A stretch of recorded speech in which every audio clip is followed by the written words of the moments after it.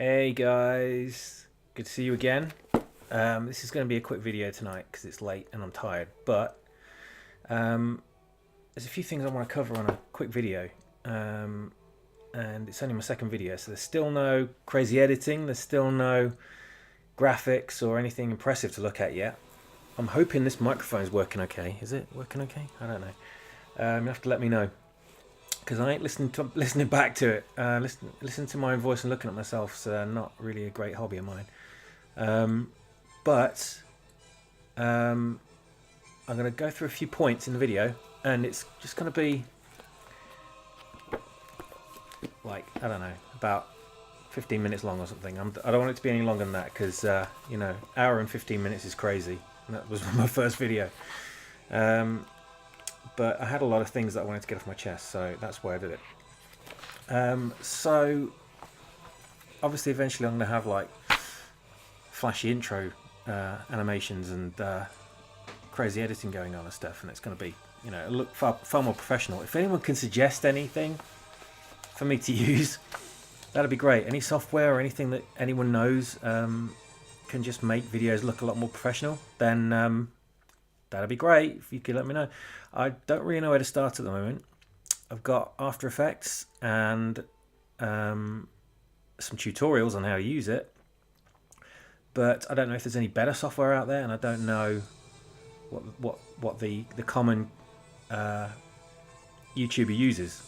And I'd like to kind of have,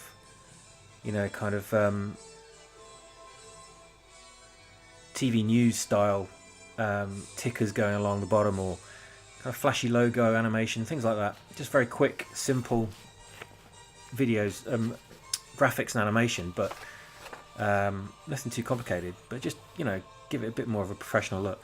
But let's get on to the subjects of what I want to mention out. And if anyone can chime in, give me some comments, and throw me any questions on Twitter as well. Obviously, you can find me on Twitter about any of these subjects. I'd love to talk to you about it, and love to get some feedback as well. Ever since I saw The Force Awakens and obviously The Last Jedi, a few things have been bugging me about the sequel trilogy, and I'm sure it's bugging a lot of other people as well, but a lot of people don't seem to mention these things, and I don't know why that is. But the first thing I want to say is, when Disney came in and bought the sequel trilogy, I thought it was a bit crazy how we found out after The Last Jedi that there was no plan, there was no set plan for the movies. It doesn't seem to be like they had a 3-movie plan. There was no overarching storyline. It was kind of like, just create these things, throw them in the box for someone else to come along and play with, and see what happens. There was no continuity planned. There was no overall far-reaching story. It was just quick, let's get a movie out, and to hell with the consequences, and to hell with what happens afterwards. I understand they really wanted to get things moving as fast as possible, but it seems like they bought the franchise, and then after seeing that interview with Kathleen Kennedy and George Lucas, oh my god, that interview kind of riles me now if I go back and watch it, because the look on her face is, she says the most important thing we do is honor the characters, or honor these characters, or something like that. Anyway, I can't remember her exact words, but you look back at that video now, and everyone knows the video I'm talking about. You look at that video now and you see her face. My god, she looks disingenuous. Oh, it's painful to watch it. And it seems like they just wanted to grab money. They wanted to get the franchise off George's hands, completely outright buy it, so he didn't have any say in it whatsoever, and start cranking and pumping out the movies regardless of the quality. It seemed to be like, as long as they looked okay, and the production design was okay, and they felt more like Star Wars than the prequels did, then they'd get the fans on board, they'd get that money off them, and like I said, to hell with the consequences. Who cares what happens next? We've practically made our money back with the first movie, and it's such a terrible attitude and a terrible direction for a company that big and professional to take with the world's biggest intellectual property in entertainment. It should be treated with the utmost care and respect. You know, it's as big and as powerful and as influential and as almost bulletproof as Star Wars is commercially. It's very, very fragile, as we found out. You know, you slap the Star Wars title on something, so many people are just going to want to buy it and watch it regardless. The problem with that is, if one film is subpar and it can derail all of the other movies, because we're talking about a series, they're all connected. It's not like James Bond, where you can have one bad Bond movie and the next one can be great. You can forget about the last one. It's not like that. Or even Star Trek, you know. This is a continuity. There's an overarching story to everything. Even the prequels, as far before the original trilogies they're set go, it's still all interlinked. And all of Star Wars should be interlinked. Even the Old Republic, which is set thousands of years before the original trilogy, should somehow be interlinked with the original trilogy. It's all about that shared universe and that continuity, and that's so important with Star Wars. And the fact that Rian Johnson wanted to come in and make a new trilogy for three new movies, he just like suggested it off the cuff by the sound of it in some meeting, and they said, "Oh yeah, great, yeah, we'll do it," without even knowing the outcome of his movie, is beyond inept. And I can't believe someone as powerful as Kathleen Kennedy and a company as big as Lucasfilm/Disney allowed that to happen. And I'll touch on that again later on. But everything is a shared universe. And Rian Johnson, with this new trilogy of his, wanted to set it in like a different universe or a different galaxy. He didn't even want to set it in the same reality as the original Star Wars. He wanted to sort of just use Star Wars as a title. As far as I've read anyway, he wanted to use Star Wars as a title and just completely change it and do his own thing. And I mean, how would that have been Star Wars anymore? Yeah, it might say it. It might have the logo on it, but how is that Star Wars anymore? You know, that's not the Star Wars franchise. That's just trying to get people into the theatre or on Disney Plus or whatever they're going to watch it on, and and expect to watch Star Wars, when really it's going to be, I don't know, any old generic movie or, you know, sci-fi show or whatever. And that's not what Star Wars fans like. That's not what they appreciate. That's not why they like it to begin with.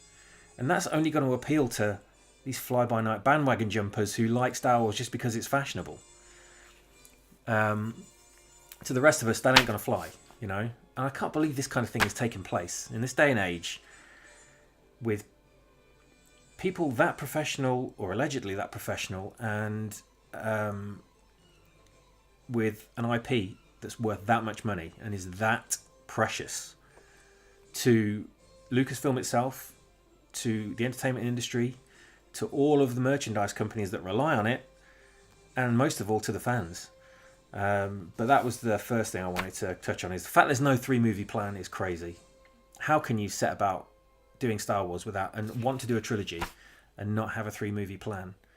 You know, and it's like Lucasfilm are part of Marvel. Lucasfilm are part of Disney, who also own Marvel, and Marvel are absolutely killing it with their continuity. How many movies have they done now, and they all fit in with each other?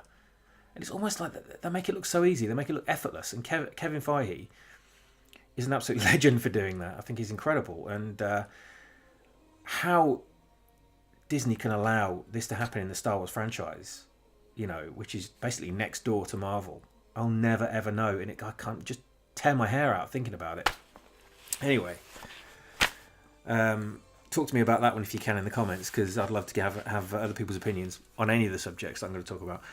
Number 2 is the production design in The Force Awakens and The Last Jedi is atrocious. The prequel trilogy, amazing production design. Whether you like the movies or not, whether you think that they're badly acted and badly scripted, and you know they're for children and you can't enjoy them if you're a fan of the original trilogy or not, you know, I can appreciate the prequels now after seeing the sequels. I really do appreciate them. But my God, the production design was great. You know, Doug Chiang, the head concept artist and production designer for the prequels, is almost as good as Ralph McQuarrie. And he's obviously taken a leaf out of McQuarrie's book and studied him a lot, and that's obviously helped. And they've got a really distinctive look. They've got memorable designs. You know, you think about the prequels now and images of the ships and the clothing and the planets and the architecture and the weapons, you know, and the locations all spring up in your mind. You can immediately remember them. You know, Naboo and Geonosis and Utapu and the cloning planet Kamino. You know, wow, they're fantastic, incredible. Even with, you know, the heavy CGI created environments, they're still incredible to look at and incredible to marvel over the designs. But the original trilogy obviously is where it's at. You know, it gave us everything for the first time, and everything looked incredible, and everything looked so almost like it could be in our world but in the future, but also completely unreal world, completely unreal, you know, completely alternate reality, like things we'd never ever seen. You know, just say for instance the design of the Millennium Falcon. I mean, no one had ever seen anything like that before, ever. Spaceships were just like a kind of generic long mechanical design, and then you look at the Falcon, it's like, whoa, where did they get the inspiration for that from? You know, sort of a disc shaped with the pontoons on the front and the offside cockpit and the guns on the top and the bottom, the strip engine on the back. You know, that's not even Lucas and Macquarie came up with that design to begin with. It was a different design completely, up till pretty late in the production design game for that movie. All of the movies, all of the prequels and original trilogy, production design, just incredible. Iconic images of every single ship, person, character design, planet, you name it. Everything looks iconic and memorable and individual and just stand out from anything else in entertainment. And it will always will. And now we turn our attention to the sequel trilogy, and I can't think of one memorable thing from the sequel trilogy that looks original. What is there? Kylo Ren, his mask looks like some of the Old Republic characters. His lightsaber's different, I guess. But I think that's just a syndrome of them like wanting to be bigger and better than the originals. So they have like a bigger Death Star. Oh look, we've got a Death Star. Yeah, I know it's a Death Star, but it's bigger. That's great, right? It's bigger. Yeah. Look, bigger Death Star. Great. And, you know, Kylo Ren's lightsaber. I mean, yeah, we've had single blade lightsabers, and then when Darth Maul comes along, he's got a twin blade. So what does J.J. Abrams do? Like, oh, but mine's got 3. You know, oh God, that's the general philosophy behind everything in the sequel trilogy. It's like, oh, this is bigger, so it must be better.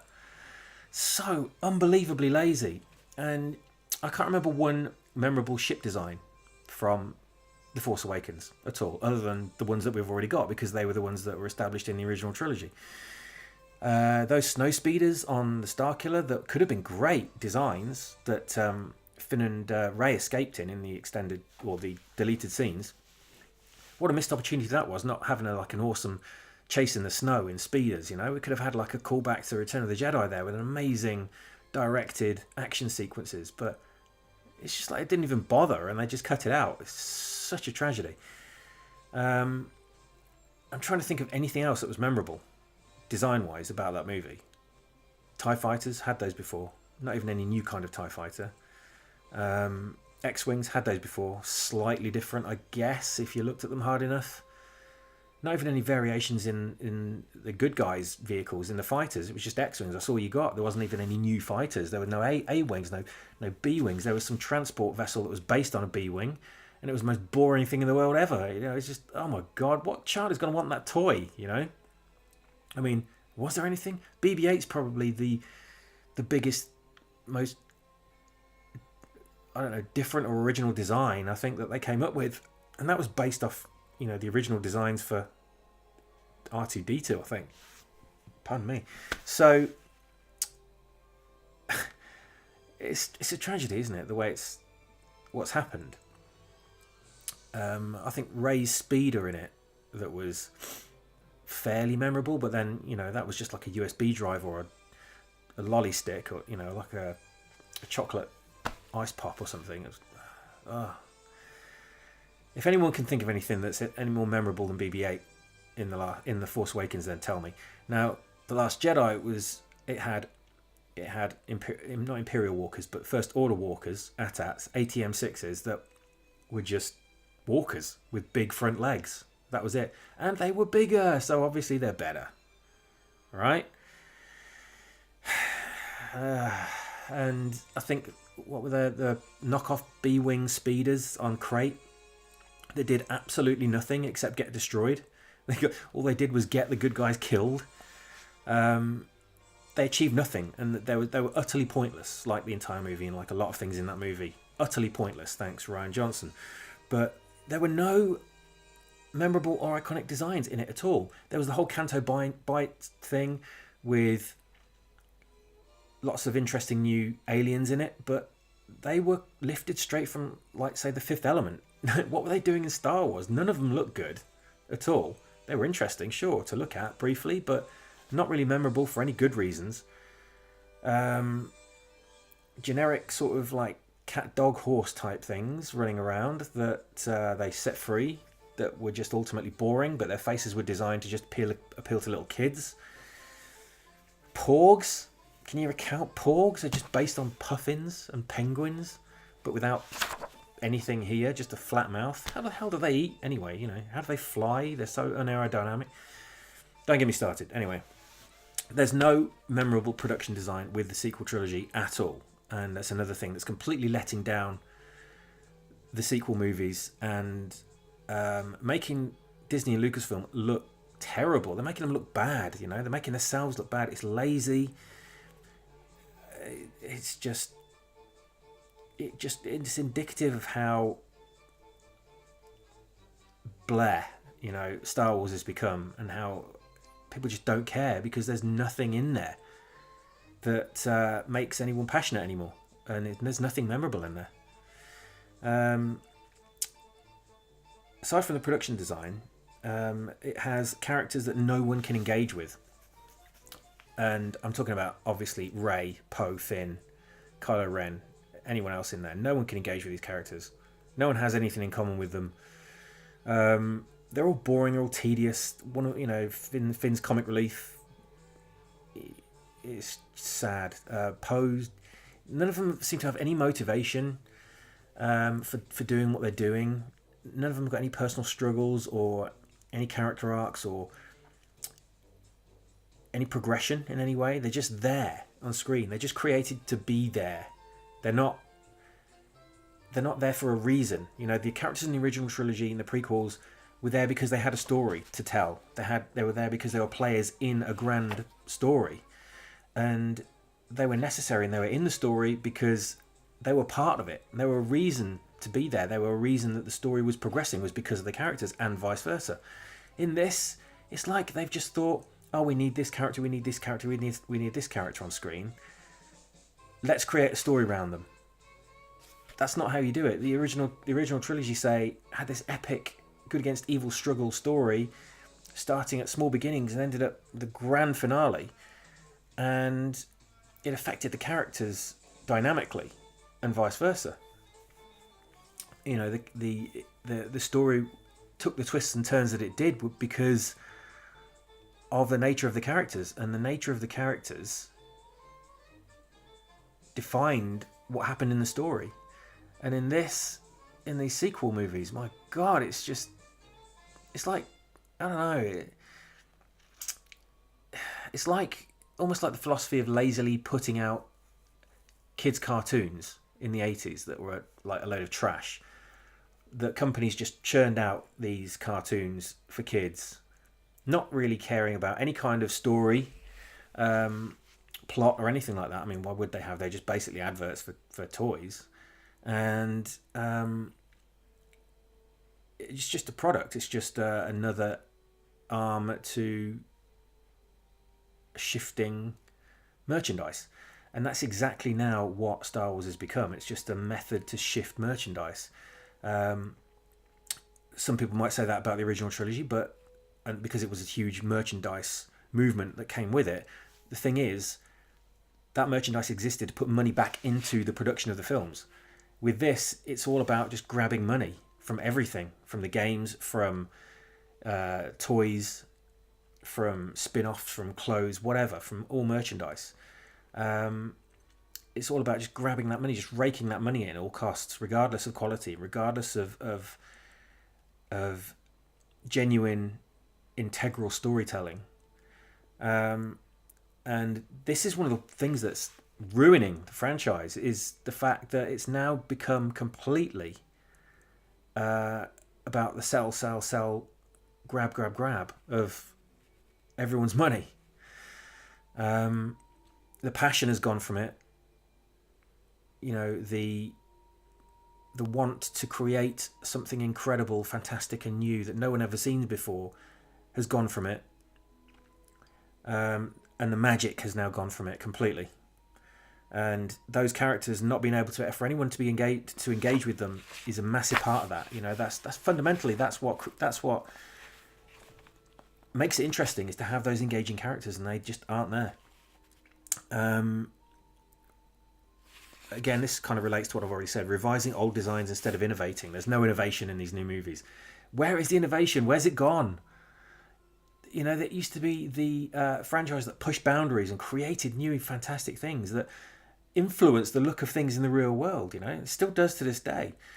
And that's all lost now. It's all gone. It's like they're not even trying anymore. And absolute tragedy that's taken place. That it's not iconic, and like I said, nothing memorable anymore. And we all know that Force Awakens was a huge rehash of A New Hope. Very lazily done. And I could go on for ages about how bad that is. And, you know, it's not anything anyone hasn't already heard. Everyone knows, you know, how terrible rehashing it is. But it's not only that's not the only thing that was rehashed. The movie's not the only thing that was rehashed. The individual characters in the movie are also rehashes. Rey's just a rehash of Luke. Poe is kind of a rehash of Han Solo and / Luke and / maybe one or two of the Rebel pilots. Finn is like a rehash of Jar Jar Binks almost now. All the First Order officers are just rehashes of the Imperial officers, except Hux is just some screaming moustache twirling villain without a moustache. I'm surprised he hasn't got one. Moustaches aren't in, are they? They're not in style in modern day Earth, so you know they probably wouldn't give Hux a moustache. But he's just become a slapstick throw-about villain now that has absolutely no depth, and no one should care about his character at all in the slightest. Really, he's just a joke now, along with Finn. So yeah, even the characters are rehashes. Isn't that tragic? You know, BB-8's a rehash of R2-D2. And the more you look at it, the more you kind of laugh at it and point things out, the more ridiculous and more of a joke it gets. And we're thinking, like, this is the franchise I want to see succeed and want to be the biggest thing in the world, and I want it to match its original glories. And all we've got is this laughable plastic dreck, pale imitation of what it used to be. You know, sorry to be harsh about it, but I can't think of any good things to say. It's terrible. As I said, you know, the sequels have no identity of their own, and there's nothing memorable about them.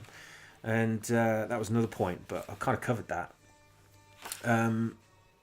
And the sequels feel like they're tributes made by people who think they know Star Wars, which is really true. It's like made by, oh yeah, we can make Star Wars. Yeah, we'll just stick this together to make that ship and make that person wear that, give him a lightsaber, and that guy looks like a bad guy, and we'll have this big organisation over here. They're trying to kill all the planets, and then action. That's basically it. That's the production idea behind. That's the concept behind the new Star Wars movies. That's as deep as it goes, really. They're just made by. And it's like this with Star Trek now as well. It's made by people who have no idea what they're doing. They think they know. They think they have a clue about the depths and intricacies of what will make Star Wars what it was. The fans will know, and you'd think the people that were custodians of the franchise would know as well, but not from what we've seen so far. Tragic. And they pander to old fans with fan service, but then just insult their fan base. So yeah, The Force Awakens pandering to the fans, Rogue One pandering to the fans, although I did appreciate it. But the biggest pandering to the fan base was The Force Awakens, definitely. You know, the whole rehash of Episode 1. They wanted to bring back the fan base from those people that were disillusioned by the prequels, and they did it, and they said, oh, we want to make movies for the fans. And then The Last Jedi comes along, and then everyone complains. Well, not everyone complains, but a huge portion of the fan base complains, and then they end up insulting the fans and completely turning them away. And I don't know how much of the fan base has turned away now that wasn't a fan of The Last Jedi, but they've got a struggle on their hands trying to get back the fans, especially with the boycott and with the videos I've seen and the way everyone's reacted. They've got a real struggle on their hands with Star Wars Celebration coming up and the movie at the end of the year with Episode 9, because wow, you know, they've got their work cut out for them after disrespecting their fan base. You know, the people that spent all the money, the people that repeatedly watched it, the people that bought all the merchandise, the people that got other people and indoctrinated friends and family into watching the franchise and following it and buying into it. Those people have all been turned away, or the majority have. Tragedy again. You know, people that have loved it for 40 years in one fell swoop have been turned off. And the franchise does not feel special anymore. I think that is kind of fitting with what I've already covered as well. It's kind of all very generic now. And because of the competition of other movies and out there, the Marvel movies, lots of other sci-fi movies and tween-orientated films or young adult films, there's a huge amount of competition out there now. So many other sci-fi movies out there. And look at Guardians of the Galaxy. That's like a main contender, I think, a main rival for Star Wars, and done so much better. Even though it's a comedy, basically, it's done a million times better than Star Wars has been done. And it just doesn't feel special, and it should stand out, and it should be an event. You know, every movie that gets released should be an event, and nothing about it is special anymore. The toys aren't special, the characters aren't special, and they're spending all this money and time and effort and resources on these movies. What a waste! You can think about all the things in the world that all those resources could achieve, all the good that could be done with that money in the world, and it's going into making these films. And the thought of that, and then watching these films, or knowing that you've watched them, makes you feel dirty, because you think, oh my God, you know, what a waste of everything that they've put into this. They should have just not done it, or waited until they had something good to put out instead of rushing everything out. Competition with other franchises, covered that. And I don't understand how Rian Johnson's script was okayed in the first place. How did that get past the quality control? I understand it was the first draft as well, and he had people working on it with him, and I don't know what Ram Bergman, what part he played in it. I'm not quite sure what his exact job was. I saw him on set a lot from certain clips of the making of the movie, but I'm not quite sure what he did. Whatever he did, it wasn't to do with the quality of the film, unless it was quality of cinematography. That's about the only good thing about that film, I think, that is worth mentioning. But as far as story goes and plot and script, how did it get okayed? How did that film get past all the people that must have read it, all the people that must have looked through the script, all the people that must have read the screenplay? How did it get made? How did people, knowing the quality of Star Wars and what had come before, allow that to get out to the public and to actually go through to monetize production? How did that happen? Looking at it, you know, I mean, what kind of idiots must have read that and thought it was okay, aside from Kathleen Kennedy? I mean, oh, it just beggars belief, doesn't it? I just anyway. Enough about that one because I don't want to drone off too long. I want to say about how the Force Awakens came out. I really wanted to buy the DVD for that because I wanted to see it again. I'd only seen it once in the cinema. I wanted to watch it again. I was excited to watch it again, and I was hoping that my doubts about the film would be kind of put to rest really from watching it for a second time, and it would get better with repeated viewings. Unfortunately, it didn't happen. I watched it again. It was kind of, oh no, it is bad, isn't it? Oh no, there's no reason for her being as powerful as she is, and what's the explanation behind that? And like, can the Starkiller planet move around the galaxy? It's never explained. And how did no one see this Starkiller being created? It's a massive planet. How did no one know about this? You know, materials being shipped there, massive excavations being done to the planet. How did they keep this secret? There was no explanation for very important elements of the story. And I know I could be labelled as nitpicking, but these things are important to Star Wars. These things are important to a Star Wars story. The details matter. Things have to be explained. Things have to be covered. You know, plot holes can't be tolerated in Star Wars. They never have been. They have no place being there now. And you have plot holes in your story. The foundation of your story is unsound, and the whole thing's going to fall apart. You know, the more plot holes there are, it's like building a house on marshland. You know, it's not going to work. And I actually got chastised a lot from some good friends of mine who one in particular who unquestionably adored The Force Awakens. And when he asked me what I thought of it, and I said, oh, I don't know. I've got doubts and I've got questions and I've got hang-ups about it. And I told him why. He did not like it at all. And I almost lost a friend because of that.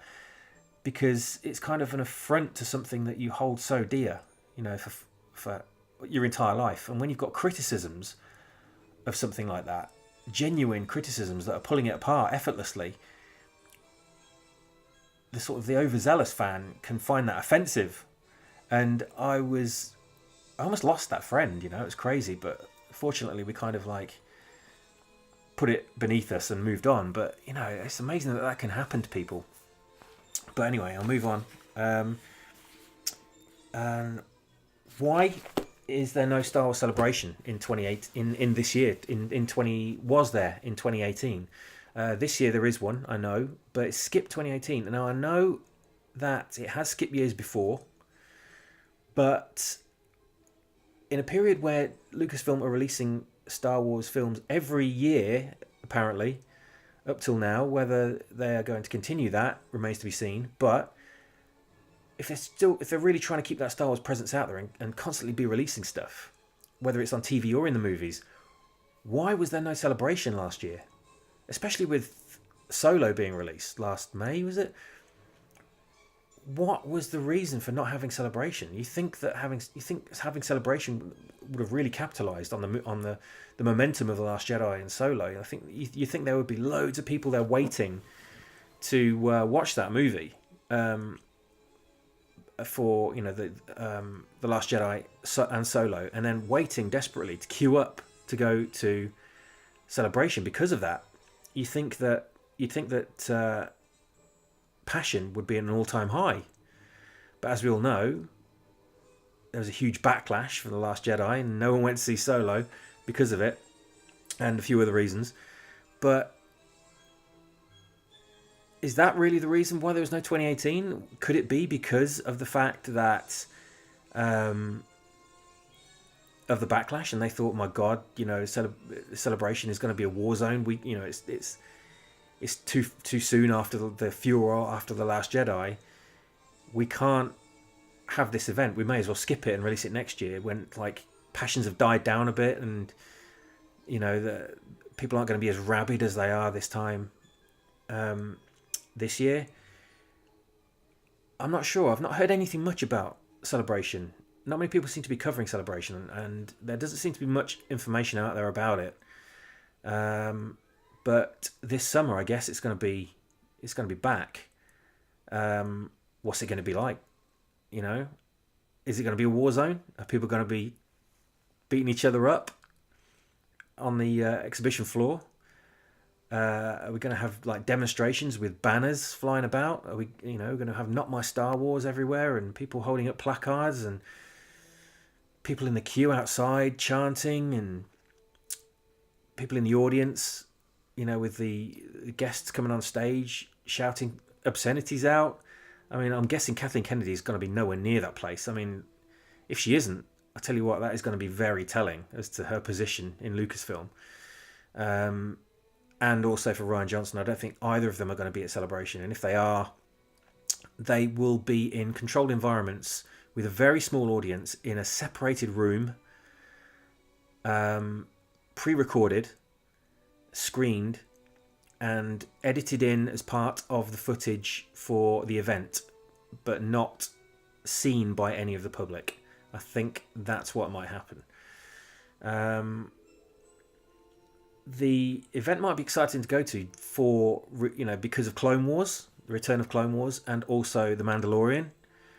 I think that TV show is looking really great, really exciting. That is the only thing, really. Those are the only two things that are keeping me hanging on by my fingernails to this franchise that I love so dearly for all my decades on this planet. And they better be good, because if they're not just, I'm not the only one that's going to walk away. A lot of people already have, and they're not coming back. And the ones of us that are left aren't hanging around. So in Dave Filoni we trust, and Jon Favreau. I've got no reason to distrust those guys. I think they've got a lot of potential, and I think that they're going to do a good job. But as far as the movies go, Episode 9, that's going to be a toughie, isn't it? For Lucasfilm and Disney to deal with. So many people are going to purposefully stay away from it and boycott it and boycott any products from the movie. The end of this year is going to be incredibly interesting, and Celebration is going to be hugely telling on the franchise, the fandom, and the landscape of Star Wars generally. But I'll leave it on that note for now, and I look forward to your comments, and like, subscribe, hit the subscribe bell. That's what people say, isn't it? And share as well. Share with people, and I'd love to get discussions going and other people's opinions. That's the whole reason why I set up this channel, is to get a bit more of an immediate message out there, a bit more of an immediate communication going on, rather than typing through Twitter and sending people messages. I think putting a video out there is a better way of doing it, and a bit more immediate. And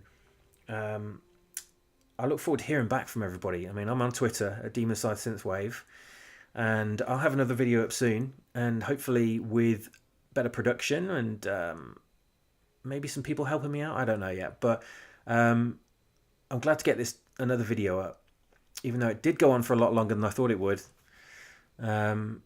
But hopefully, I'm still sort of staying on the positive side of things. I'm not making videos and I'm not on here to whine and moan and be miserable, but I am here to call out bad things and bad behavior of what's coming out of Star Wars and coming out of Disney and Lucasfilm, because I'm not going to shill, and I'm not going to lie and kid myself and kid anyone else about what's happening. And I think the only reason why we do care is because it's something we've had all our lives. Star Wars is eternal, and it always will be. It will never be lost. And when people say to us, "Oh, it's just a movie," and I can't believe you're so upset about bloody Star Wars, for God's sake, it's like, they just don't understand that it's not Star Wars essentially that we're upset about. It's, you got to see the bigger picture. The political injection of identity politics and the whole SJW NPC thing is crazy, and the way it's all being forced on our favourite franchises and in pop culture in general, that we have to stand up for it. We have to defend it, and we have to some degree take control and kind of steer it in a better direction. We have to have some kind of input, some kind of say into what happens with it. The fans have got a loud voice if we speak together, and we're all passionate about it. We all love it, and there's a reason we all love it. It's because it's so incredibly special. And I know it's just a movie franchise, TV franchise, entertainment franchise, technically, but it extends so far. It's way bigger than that. It extends so much further than that. And everyone loves entertainment, no matter what form it takes, whether it's sports, whether it's movies, whether it's comics, books, music, whatever it is. Everyone has got an affection for entertainment to some degree in their life. That entertainment is at risk if we just stand by and let this crap happen to it, and if we don't stand up for it, if we don't defend it, and if we don't defend our franchises against what's happening to it, and if we don't call out this crap. That's why people are putting videos up. That's why I'm doing this. That's why I'm complaining and making a noise and constantly fighting for it, because it's a huge passion for something I utterly love. And I think anyone else would do that with my favourite franchises, no matter what medium of pop culture entertainment it is, whether it's book series, TV series, a band or music, or a certain type of music, or poetry or opera, or whatever it is. If it's beloved enough, then people will fight for it, and they'll fight for its integrity. And it just goes to show how special and how much Star Wars means to everybody, for us to create this much of a noise about something that's just entertainment. You know, its cultural heritage, as some people have already said, is so important that we hang on to it and preserve it. And if we're going to make new versions of it to add to the franchise moving forwards, they have to match the original quality. They have to match the original trilogy. They have to match that standard. And if you can't match that standard, and if you can't create something equal to that, then don't do it. Don't bother. Don't start. Don't do it at all. So anyway, I'm going to call off now, because this has gone on for way too long. It's amazing how easy it is to just, talk about this subject. And I could go on for like hours, but I'm not going to do it, because people won't watch and they'll turn off halfway through. But good to see all of my subscribers so far. Thank you so much to everybody that subscribed, everybody that views this, everybody that follows me on Twitter, everyone I know in the fandom and in the community. You all know who you are. I speak to you every day and see you every day, and it's wonderful getting to know everybody, and it's wonderful being part of this and belonging to this community that I never thought I would ever be involved with to this degree. And I hope to see you all very, very soon in your own videos and online, and you'll see me in the next video coming soon. Thank you very much for listening, very much for watching. And I'll be signing off for this video. See you soon.